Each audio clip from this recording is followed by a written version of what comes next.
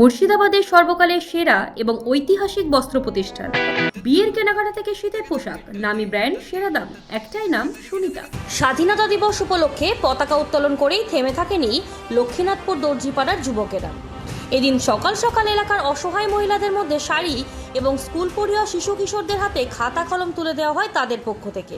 ওই সংস্থার পক্ষ থেকে জানানো হয়েছে, কেবল স্বাধীনতা দিবস নয়, পুজোতেও তারা সাধারণ মানুষের পাশে এভাবেই দাঁড়াবে।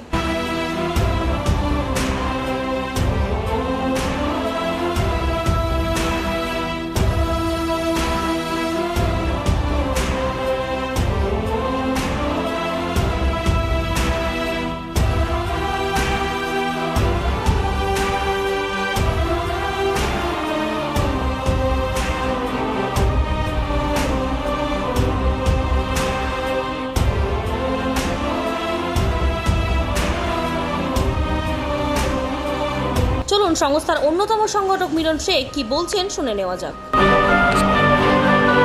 যে একটা টিম, এক কথায় আমাদের যে প্রতিষ্ঠানটা করেছি, এটা হলো আমরা অসহায়, একবারে অসহায়, নিম্ন অসহায় মানুষের পাশে দাঁড়ানোর জন্য। তো আমরা আমাদের প্রতিটা আমাদের ভাই বাদার আছে, সব ভাইগুলো আছে, সবাই মিলে একসঙ্গে, বন্ধু ভাই সবাই একসঙ্গে আমরা এক হয়ে অসহায় মানুষের পাশে দাঁড়াতে চাই। এটা রহস্য হলো একটাই, যে আমরাও কিন্তু গরিব, ঠিক আছে? আমরা শুধু গরিব নয়, আমরা সেই গরিব যে গরিব মানুষের পাশে দাঁড়ানোর চেষ্টা করছি, অসহায় মানুষের সঙ্গে, ঠিক আছে? তার জন্য আমাদের মাথায় আসলো যে গরিবের হৃদয় ভালোবাসার সৈনিক, আমরা ভালোবাসা ছড়িয়ে দিতে চাই অসহায় মানুষের। পুজো নিয়ে একটা পরিকল্পনা চলছে।